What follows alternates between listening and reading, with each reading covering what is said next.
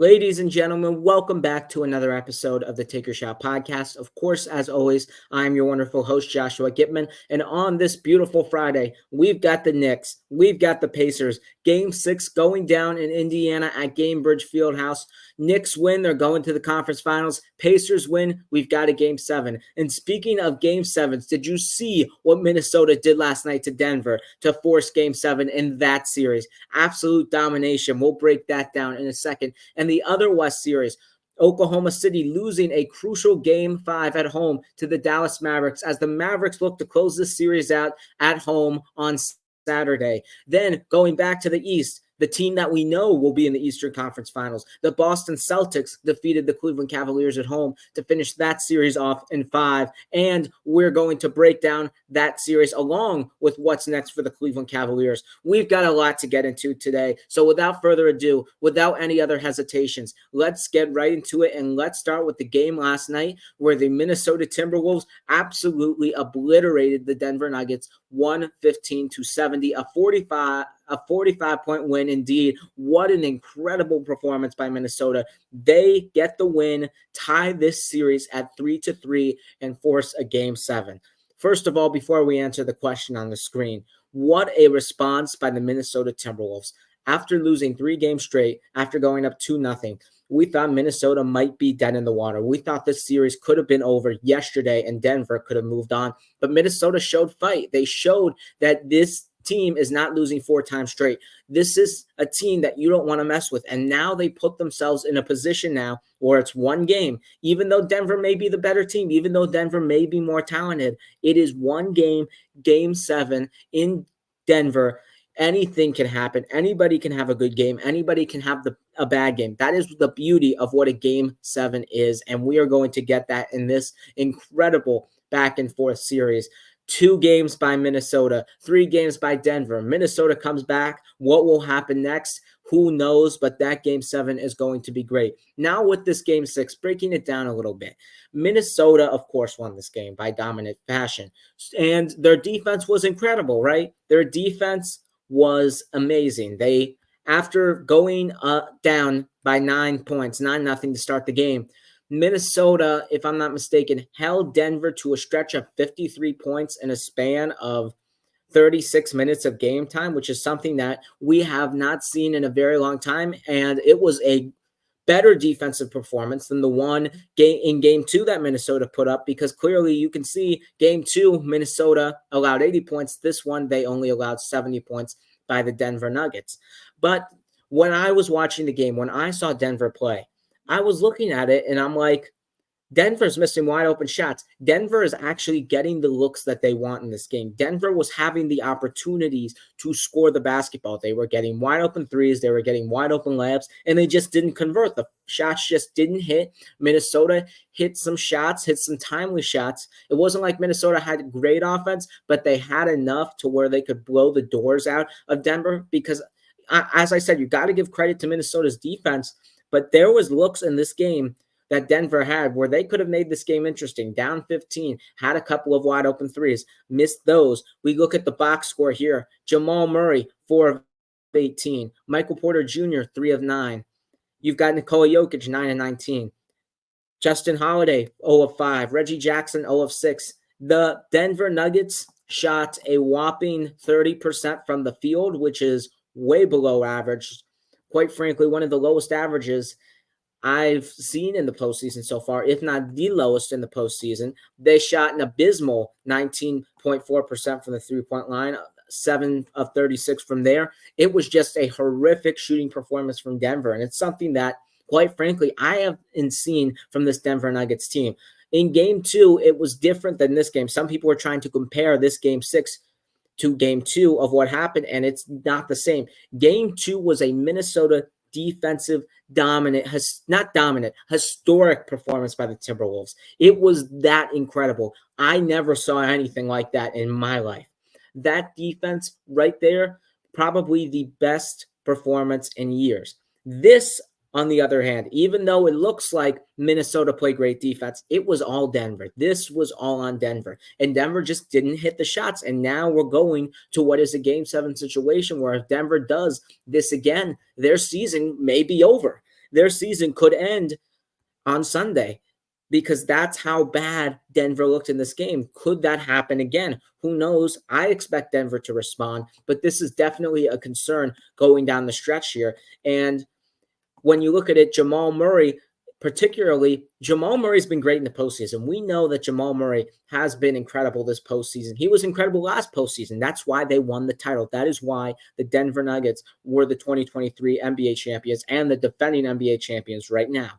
But when you look at the success of this Denver team, it revolves around the other guys. It revolves around the Jamal Murrays of the world, the Michael Porter Jr.'s of the world. That's who got him over the hump last year. Jokic is incredible, of course. Jokic is doing his thing. I'm not saying he's not, but the supporting cast surrounding Jokic is what made this Denver team so great, because we saw this Denver Nuggets team without a great supporting cast in the 2022 playoffs. They lost to Golden State in 5. That was a Denver team with just Jokic pretty much having to carry this team on his back. Now they have the supporting cast. They had it last year. They have it this year. They need to step up in order to win the series and keep their back-to-back championship hopes alive. And they're going to have to do that in a Game 7 situation. I didn't like what I saw from Michael Porter Jr. He was struggling shooting, and he's really been struggling shooting overall in the series because of Minnesota's defense. You got to give them credit there. But Michael Porter Jr. just hasn't been the same, because we know what we saw in that Lakers series. Michael Porter Jr. was a crucial factor in why Denver came back in most of those games against the Los Angeles Lakers. He's been a no-show in most of the games in the series, and especially, of course, the losses. Then you've got Kentavious Caldwell-Pope. He's someone who's streaky, a streaky shooter, someone who's either hot or he's not. Most of the time for Denver, he's hot. This game, he was not. 2 for 6 from the 3, struggling a little bit there from downtown. Then, of course, the bench guys, something that we thought could have been a concern for the Denver Nuggets this season. Of course, you lost Jeff Green to Houston, Bruce Brown to Indiana. Now he's in Toronto. But those two were crucial to your title run. Those two were a huge part and made a huge contribution into why Denver won the title. Now they have to replace those guys with Justin Holiday, Reggie Jackson, and Christian Brown has to step up his performance as well. Those guys haven't been necessarily doing the same stuff of what a Jeff Green, of what a Bruce Brown contributed to the table, which is a concern for Denver, because when you've got to sit guys like Jokic, you've got to sit guys like Jamal Murray, that you have to rely on your bench, and you're going to have to win the bench minutes, because Minnesota's bench is legit. We know we've got Naz Reid on Minnesota's bench, the 6th man of the year. You got Nickeil Alexander-Walker absolutely balling out. You got Kyle Anderson. This Minnesota bench is deep. That is part of the reason, because when Anthony Edwards has sat out, especially in this game, when Denver tried to really make it a little closer, Minnesota only extended the lead because of their bench. And Denver just doesn't have the bench to match Minnesota's bench, and that could ultimately cost them in this series, which is a major concern there. And you have now this offense where you've switched it up a little bit because of what Minnesota's defense has done. You've gotten Jokic now to be the primary scorer. The offense to be Jokic score first, not Jokic pass first. It used to be a Jokic pass offense, but now it's a Jokic score offense, and Minnesota will take that. Minnesota will force Jokic to beat them. He did it in Game 5, but can he do it once again in a Game 7 situation? Because right now, the role guys are getting defended on hardly. The role guys are not playing up to par, and quite frankly, they're just not getting the job done. And in this game, I think that the answer to this question is a little bit of both, but I would say Denver shooting struggles are something that I just haven't seen before, and we have to take that into consideration going into Game 7. Could they do the shooting struggle thing again? Because who knows what will happen. As I mentioned, it's a Game 7. It's one game, win or go home. And now going to preview this Game 7, I'm looking at it. I'm not expecting Denver to lose by 45. I just don't expect that to happen. But Minnesota is going to put up a fight. Minnesota is going to be there. They are not going to back down. Anthony Edwards is here for the moment, and he is ready to take it. And you've got guys like Mike Conley, who was out Game 5. He's been making a big contribution when he's played. He is 3-2 when he's been on the court. Mike Conley has been someone to revolve this offense around for Minnesota. You've got Rudy Gobert playing a little bit of better defense against Jokic. And if he can do that, especially considering how the other guys have struggled shooting in this series, Minnesota is going to have the advantage there. Karl-Anthony Towns has been a contribution on offense. Minnesota has been flawless on the rebounding game. They've out-rebounded Minnesota by a lot on both sides, offensive and defensive rebounds. Even though there was a couple moments in Game 6 where Denver looked to get a lot of offensive rebounds, it's been mostly Minnesota controlling the glass in this series. Minnesota has been controlling everything in this series, quite frankly, in especially their wins. And their wins, it's been dominant. But I'm a little bit surprised that Denver has won 3 games, and you've got to give Denver credit for that. But now you look at it, who has the advantage going into Game 7? Is it Minnesota or is it Denver? Denver's got the home court, but Minnesota right now is hot. They're ready for the moment. They're the underdog. I'm not going to say they don't have anything to lose, but I think the stakes are a little more higher for Denver, because if you lose this now, up 3-2, losing 2 straight, that is devastating, and questions are going to be made about your team. Minnesota loses this, they don't have to make any changes to their roster. Minnesota is a perfect team for the future. They are building for the future. They don't need to make any changes. Minnesota is going to be this team that's going to be around for a while. I'm not saying Denver isn't either, but Denver changes may have to be considered to be made, because ultimately maybe this team was a one-year wonder. Maybe they need to improve on the bench. Who knows what Denver is going to have to do, but they're going to have to make moves. So the pressure is on Denver here at home, and Minnesota is going to play calm, cool, and collective. And it's going to be a tough game to pick. And I'm leaning toward Denver in this game. Wouldn't shock me if Minnesota won. I'm not going to say Denver's guaranteed going to win this game. Wouldn't be shocked if Minnesota won. But I'm going to say it's a close one. Denver pulls away, but this should be interesting. This Game 7 will be one of the best Game 7s, in my opinion, in probably the past couple of seasons. I know we had Golden State, Sacramento, and Boston, Philadelphia, and of course Orlando, Cleveland, but there really hasn't been that great Game 7 since 2022 when the Celtics played the Heat, and that got very interesting down the stretch. That was probably the last great Game 7. This has now been 2 years later. I expect this to be of that caliber kind of a game. It is going to be intense. It is going to be absolutely incredible to watch, and we will see what happens. I'm rolling with Denver. Wouldn't shock me if Minnesota ended up winning that game, because Anthony Edwards is here. Anthony Edwards is ready for the moment, and I expect him to not back down. I would be shocked if he had a disappointing performance. I expect him to perform. I expect Minnesota to go out there fighting. And what is Denver going to do to respond? We're going to find out if Denver is going to be ready to win back-to-back titles, because it's hard to win back-to-back titles because you're no longer being the one who targets. You are the targeted, and it's hard to win when you are the targeted. And we will see if Denver is just that elite of a basketball team.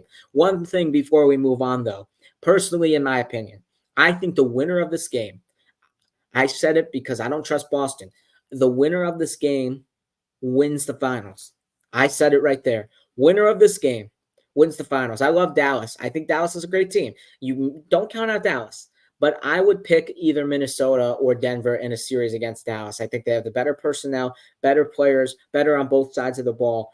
I think either Minnesota or Denver can handle Dallas. Not pretty easily, but they could handle them and move on to the finals. And when you're looking at this Boston matchup, I just think both teams are just better and more trusted in this postseason. I trust them more than a team like Boston. That's why I'm going to say whoever wins this game will win the NBA title. And it's going to be a great one. It's going to be a great one. We're going to enjoy it, and we'll see what happens, as I just said. But let's move on to the Boston Celtics, as the Celtics defeated the Cleveland Cavaliers 113-98, and they get a 15-point win. It wasn't actually really a 15-point win. Boston pulled away late in the fourth quarter to make that game a blowout. But this game against the Cavs, without Donovan Mitchell, without Jared Allen, without Karis LeVert, it was interesting. This game was more interesting than people thought it would be. Boston, going into this game, if I'm not mistaken, was a 15.5-point favorite, which is the biggest favorite of all time in the second round, the biggest favorite of all time in a second round playoff series. And this game was really, really tight. And Cleveland in the fourth quarter cut the lead to 3 a couple of times. They had opportunities to really make this game more even tighter, even more interesting than that. And we could have seen a Boston close game because we really haven't seen that Boston kind of a close game this series or the last series because Miami obviously playing injured. And you've got Cleveland also playing injured right now. So we haven't really seen Boston play any close games. And this game could have potentially been that, but Drew Holiday made some shots to extend the lead to 5 twice, and then it was a Boston flurry from there as Boston won. I'm not saying Boston, you don't give them credit where credit is due, but they just haven't played one of those close games, and we really haven't seen what Boston's made of, and it's unfortunate that we didn't see it here. But now that they have defeated the Cavaliers, they're now in the conference finals, of course, and they're now awaiting on the winner of the Indiana Pacers, the New York Knicks. Now, if you're the Celtics, who would you rather play, the Pacers or the Knicks? That's a tough question because when you look at a team like the Indiana Pacers, young and rising team, elite offensive team, a team that will go fast on you, can match your scoring, and can make any game interesting when they're hot. And they've got a superstar in Tyrese Halliburton. They've got a star in Pascal Siakam. I'm not saying they're going to have the personnel to match up defensively, but could they hang with you offensively with a three-point shot? Absolutely, because just how good Boston makes threes, Indiana does just as well, if not better, than the Boston Celtics. So who knows? They could hang in with them offensively. And if that was the series, I'd expect it to be a fast-paced, quick series, not quick series, but fast-paced, quick games, really upping the tempo, not a lot of calls, clock going fast. I expect that if those two were to play that kind of a series. Now, on the other side, you've got the New York Knicks, who New York are more physical, more gritty, grindy kind of a team, and that's going to be kind of that series. I think whoever they play, I'm not saying they'll dictate the tone, but Boston usually plays the pace of their opponent. They really don't tend to control their own pace, I would say. They usually play the game of what the other opponent does most of the time. Not saying that's a bad thing because they're that great that they can play like that. But Boston does do that. And if they play the Knicks, it will be more of a gritty grind series, more of a slow kind of a series, more foul calls, more players getting to the line, more physicality, more fights, a lot of more tension. That would be the more exciting series. But overall, talent-wise, it's a toughie because even though I think New York's the better team against Indiana, I think New York is just that dismantled. Remember, Julius Randle out, Bogdanovich out, Mitchell Robinson out, Jalen Brunson's hurt, OG Anunoby is still out for Game 6, even though we thought he would come back. We still don't know when OG Anunoby is going to come back. So this New York Knicks squad is absolutely dismantled. So I'm going to say Boston would rather play the New York Knicks just solely for that reason. I think the Pacers are a dangerous team, especially if they get hot offensively, even though I think the Knicks could provide a challenge and they could potentially make a series interesting because they've got a better superstar of their own in Jalen Brunson. They've got a guy in Dante DiVincenzo who's looked like a sharpshooter, looked like a Steph Curry shooting the three. They've got someone like Josh Hart, a physical guard, someone who can grab rebounds. They got the emergence of Isaiah Hartenstein, who will get paid this summer. Isaiah Hartenstein's emergence this postseason, getting rebounds, getting stops on the defensive side of the ball, being a great passer, being a screen guy. His doing the dirty work, doing the stuff that most people won't do, has come unnoticed to some, but really noticed to others. And he's been a huge part in why the Knicks have continued their playoff run so far. And then you've got guys like Alec Burks, who stepped up. Guys such as Precious Achiuwa, who stepped up. So this Knicks team's got a good roster, but ultimately, if you're not healthy, you're not going to beat the Celtics team. We saw it with Miami without Jimmy Butler, dismantled. We just saw it with Cleveland without Jared Allen for most of the series and Donovan Mitchell for the second half of the series, dismantled. There's a common theme here against Boston, and it's hard because Boston's that great of a team. Even though for how much we've been criticizing them this postseason, Boston is a great basketball team, and they are a very hard team to beat. They're the most talented team on paper, in my opinion. Do I think they're going to win the title? No, because I don't trust them in the postseason. But this team is still an elite, great basketball team, and it's going to be tough for whatever team wins that series to match up against this Boston Celtics squad. So So you have to have the roster that's going to maximize your chances of winning. And right now, the more healthy your roster, the roster that I think can give Boston more of a challenge is the Indiana Pacers. The Indiana Pacers, even though they're the younger team, the least inexperienced of the two, I think they can provide a fight. They're very good at home. They can get hot, beat Boston on the road, and who knows? That series could be interesting. I think that could end up being maybe a 6-game series if Indiana makes things a little interesting, maybe even a 7-game series. Who knows what Indiana can do? Because as I mentioned, when Indiana gets hot and they can put up a flurry in a hurry. No, no pun intended right there. That's how dangerous Indiana is. So Boston, I would rather play the Knicks, and that's what it's leaning toward, of course, because the Knicks are up 3-2 against the Pacers. But I think Boston would be more comfortable.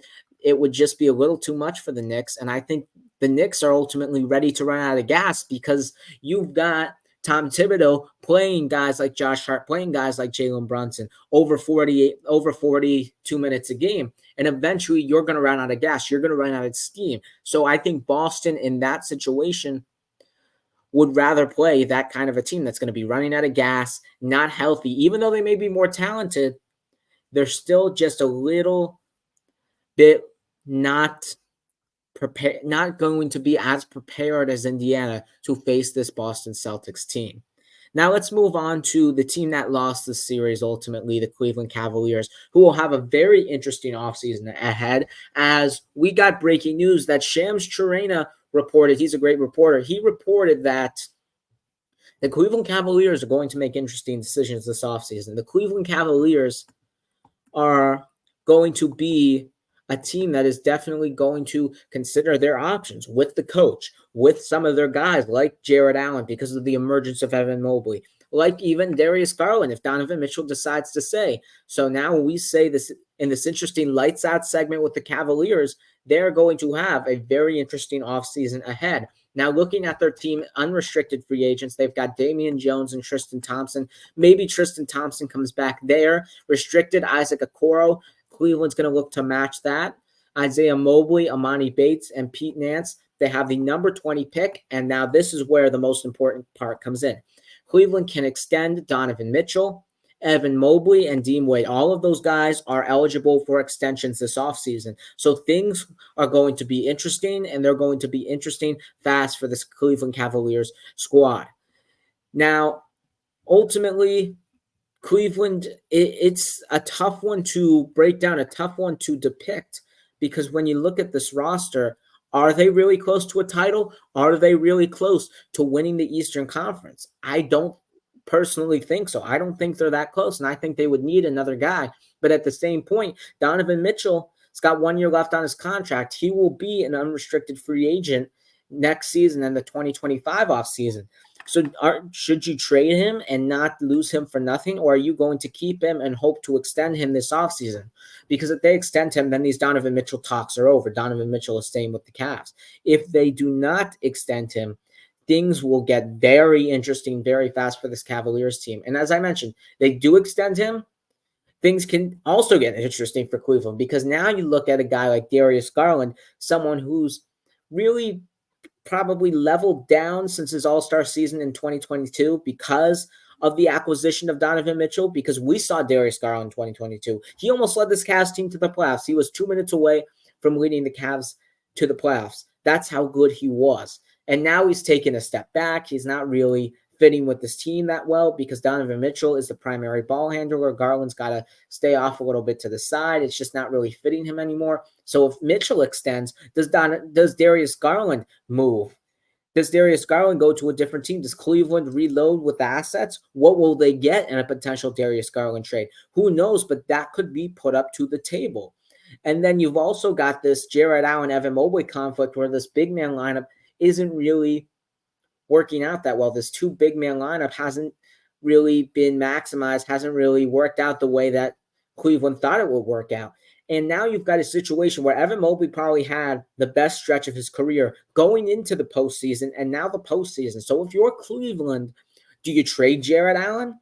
What do you do with him? And I think ultimately Cleveland may end up trading two of their core four in Mitchell, Allen, Mobley, and Garland. I think that is a possibility this offseason. And there's also been reports saying that JB Bickerstaff may be dismissed this offseason as well. And I don't really agree with that personally, because I think JB Bickerstaff for this Cleveland team has done a relatively solid job. I mean, the 4 season, he's had some good success in the regular season. They had the disappointing series against the Knicks, but I think that was just the young guys being inexperienced. I don't know what else you can ask from JB Bickerstaff, because we continue to blame the coaches. I don't know what else you can ask from him, but they may look to fire him. So this offseason for Cleveland may be one of the most interesting around the league. And this is one of the things that could shape and dictate the Eastern Conference next year. There's a couple other teams like the Heat who have an interesting offseason ahead, the Bucks as well, and even the Sixers with all the cap space, and the Magic with the cap space. These Eastern Conference teams have interesting off seasons to where they can shape the Eastern Conference and look to challenge the Boston Celtics, because clearly, no offense to the Knicks or the Pacers, Boston is most likely going to the NBA Finals. Not counting them out, not counting the Pacers or the Knicks out, but most likely, I think most of us are going to assume that Boston's going to make the finals. And those teams that I mentioned, Milwaukee, Philadelphia's of the world, Cleveland, Miami, those teams are going to be looking to acquire star players to potentially challenge the Celtics.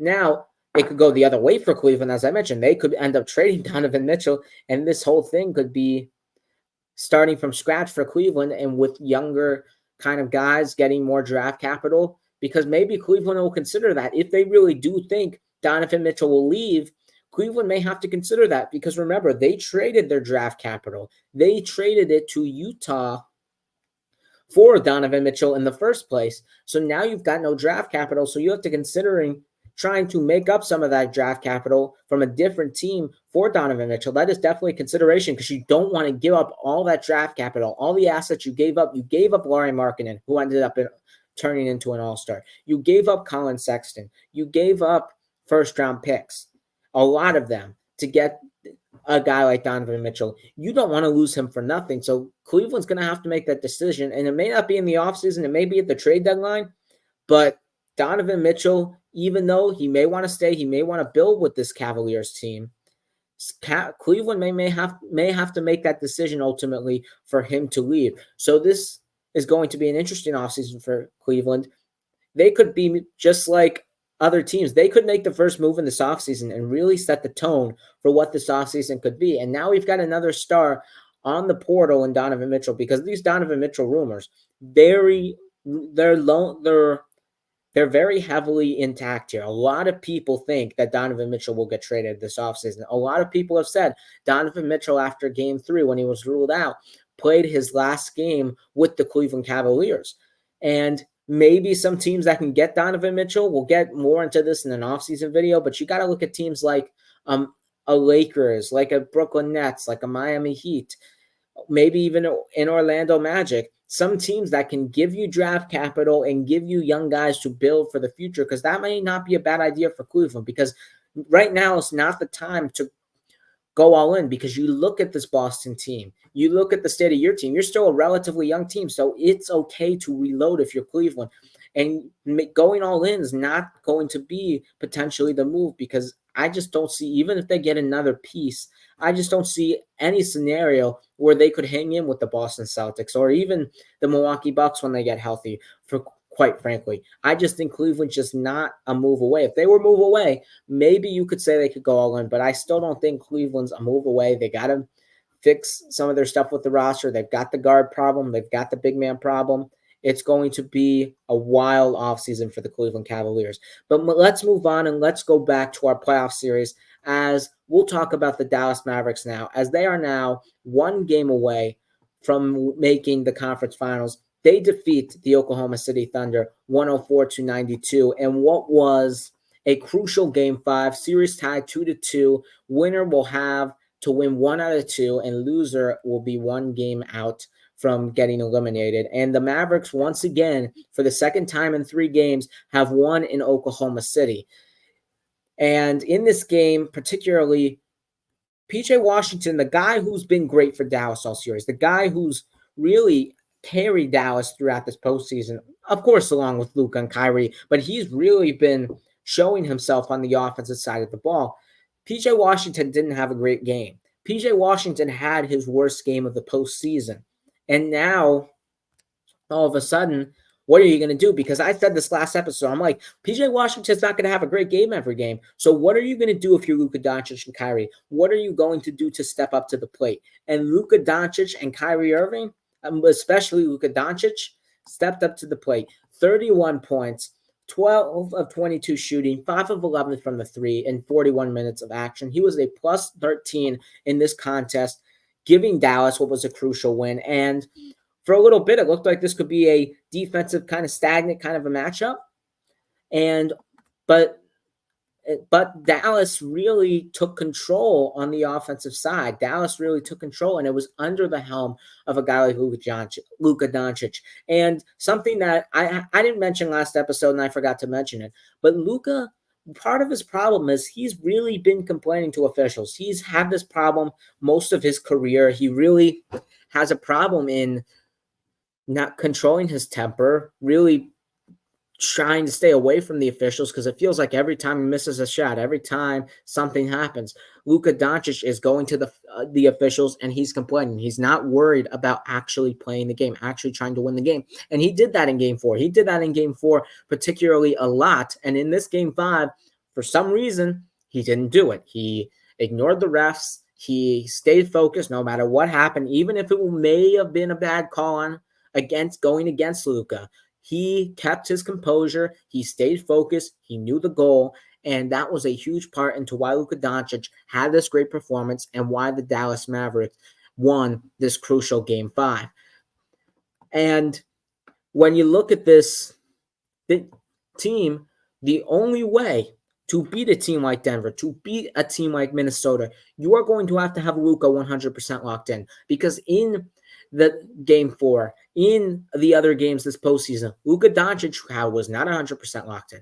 He was complaining to the refs. He was injured. He wasn't really focused on the ultimate goal for this Dallas team. Because even though I said I'm picking Denver or Minnesota, whoever wins that game 7, I don't count out Dallas. You've got a stud in Luka Doncic. You've got another superstar in Kyrie Irving. I'm not saying they're going to win, but you still can't count them out. They're in the conference finals. They made it there for a reason. They're going to make it there for a reason, because I'm assuming they're going to win game 6, even because I picked them in 7, but I'm assuming they're going to win in game 6. And I'd be shocked if ultimately the Thunder won game 6, because Dallas is just a better team than them, and Dallas should beat this team, because there will be major concerns if they blow another game at home once again for what their expectations are this season. But don't count out the Thunder as well. But when you look at this Dallas team, if Luka's 100% locked in, this Dallas team has a chance to beat anyone. And I mean anyone. And they're capable, because when you look at the efforts of PJ Washington this postseason, you look at a guy like Derek Jones, who in this particular game really shot the ball well from 3. Game 5, he really stood out from the 3-point line, because I'm a Heat fan, right? I saw him in Miami. He's more of a driver, kind of a defender, not really this guy who can shoot threes. But now that he can shoot threes, now that he can hit threes, it opens up his game a little bit more to attack the basket, do what he does best, go to the cup, dunk it, go finish hard, go draw some fouls. That's what Derek Jones is great at. And if he can shoot the ball, that can really open up his game. And Derek Jones has had the best season of his career. This is the best postseason of his career by far, even though he was with Miami in the bubble in that finals run. This has been Derek Jones Jr.'s best moments of his career, as he finished with 19 points, 7 and 9 shooting, 3 for 5 from the 3-point line. He was absolutely incredible as well. And as I said, the way PJ Washington, the way Derek Jones is playing, the acquisitions, just like Washington, Daniel Gafford as well. You've got Derek Lively stepping up to the plate. You've got a guy like Josh Green, who's been pretty solid. And you even got a guy who Dallas put in Jaden Hardy in game 5, who Jaden Hardy, he didn't really have the best game. But Dallas decided to make the move. They didn't really play Dante Exum. Instead, Jason Kidd went with Jaden Hardy. The defense was elite. The defense, he stopped some guys off the bench. He stopped some guys like Casey Wallace, Isaiah Joe, ran him off the 3-point line, because Isaiah Joe has been huge this series for the Thunder.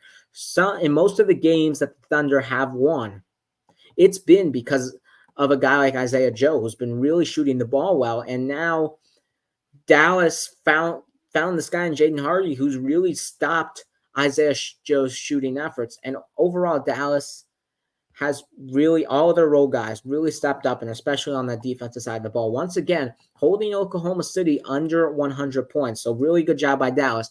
Now going to Oklahoma City, Mark Danglute made an interesting move in this Game 5. They won Game 4, of course. They were having all the momentum, and he made this move, this adjustment in the starting lineup. He decided to put Josh Giddey off the bench and start Isaiah Joe, who's been playing really well. Yes, Josh Giddey hasn't played that well in his playoffs, but do you really want to mess up the rhythm? Do you really want to mess up what's going good here? Because that starting lineup was great. And even Isaiah Joe coming off the bench was great as well. And you've got guys like Lou Dort in the starting lineup, a guy like even Jalen Williams, guys who go to the three-point line. Is it really that good to have that many guys on the three-point line? Because Josh Giddey is a guy who not is that shooting guard, is someone who can hang in the corner, someone who can handle the ball. I don't think it was really the best move for Oklahoma City, and they did it, and they lost. So I thought it was interesting why Mark Danglute did that, and it could have cost them because once again, some players just play better off the bench. Some players are those guys like a Jamal Crawford, someone who had a great career, could have makes the case to be a Hall of Famer, but yet played most of his games off the bench because he played better coming off the bench. He played better sitting on the bench, coming in, playing the second unit guys, and just starting off hot against weaker defenders. Sometimes people play better coming off the bench, and maybe that's the same thing as Isaiah Joe. And shooters really, especially shooters, guys like Jamal Crawford's, guys like Max Strus's, guys like Duncan Robinson's, guys like Buddy Hield's, those guys like to come off the bench. Those guys are more comfortable coming off the bench, getting hot with the second unit and maintaining that throughout the game. Because when these shooters get hot, they stay hot, and it's easier to get hot, get a streak going, hit some shots when you're playing the second unit rather than the first unit defense. Because now Isaiah Joe, when he started, had a guy like P.J. Washington on him, had a guy like Derrick Jones Jr. who's on him, which no offense to guys like Tim Hardaway Jr., Josh Green, but those two starters, Derrick Jones and P.J. Washington, are much better defenders. So that was a little interesting to me by the Oklahoma City Thunder. Now, Shea had a great game. Jalen Williams had an okay game. Chet Holmgren had an okay game. It really wasn't the starting lineup. It was mostly the bench. Guys like the other Jalen Williams, the J.A.Y. Williams, didn't have a great game. He usually was playing well in this series, and I was a little bit surprised on actually how well the other Jalen Williams played in this series, but he did play that well, and now he didn't have he had a no-show. Aaron Wiggins, not Andrew Wiggins of the Warriors, Aaron Wiggins has had a great solid season. He was a liability on defense in this one. He didn't score the ball that well either, so it made him a little bit of a liability on the court. Guys for the Oklahoma City Thunder bench is going to have to play well, and it starts with a guy like normally Isaiah Joe, but Mark Danglute decided to make that move. So I thought that was a little bit interesting there. And of course, Cason Wallace didn't really have a great game, 1 for 7 shooting, played 27 minutes, which is a lot for a guy who's not really shooting that well. And sometimes Mark Danglute the one thing I don't like about his coaching, the one thing I really have some critique on is the fact that he really likes to continue to play guys, not necessarily stars, but role guys when they're not playing that well. I think he tends to do that a little bit. It's okay to not play one of the role guys that many minutes if they're not having a great game, especially a rookie in Cason Wallace. I think Mark Danglute does that a little much, and I think he needs to roll a little bit more with what's hot. And I honestly, I think it was mostly Dallas. You got to give a lot of credit to Dallas. It wasn't really the Thunder being that bad. It was just Dallas being that great on the defensive end. And that's something we didn't see last year. And that's why Dallas is 1 win away from making the conference finals. Now let's move on to the Knicks and Pacers series because we're going to preview Game 6. Of course, the last time we saw them play was on Tuesday night. And we haven't seen them play since. Now they're playing tonight, of course, in Gainbridge Fieldhouse, 8 p.m.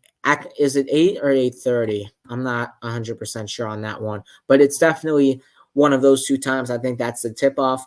But now in this series, who is the biggest X factor in my opinion? Is it a guy from the Knicks, a guy from the Pacers? I'm going to give you a guy on the Pacers.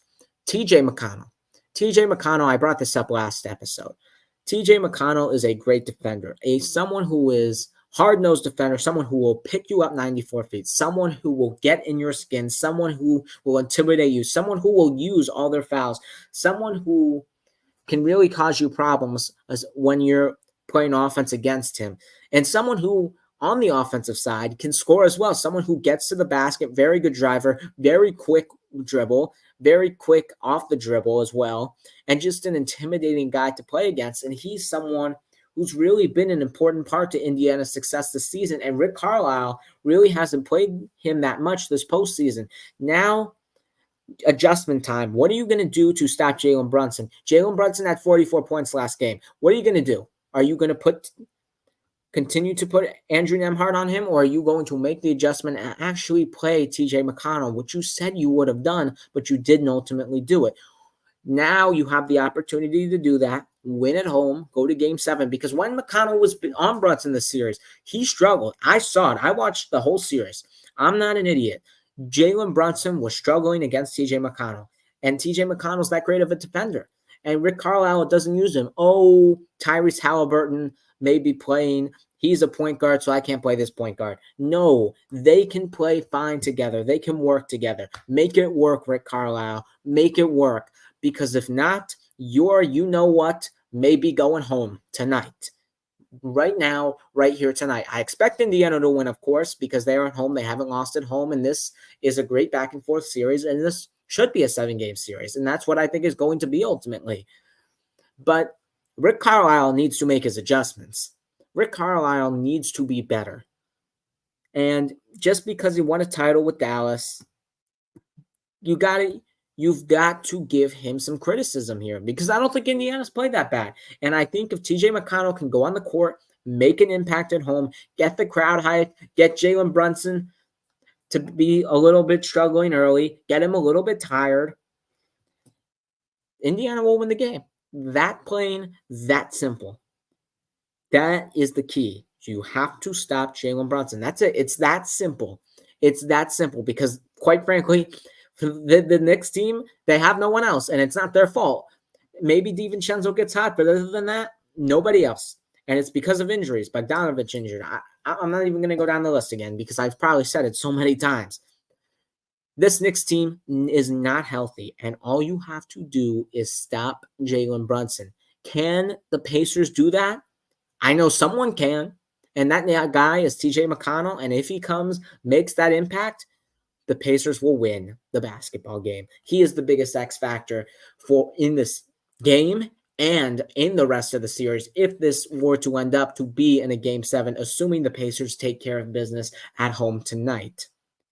And I think that is about it for today. It's a little bit of a short episode because there was only 3 games. We'll break down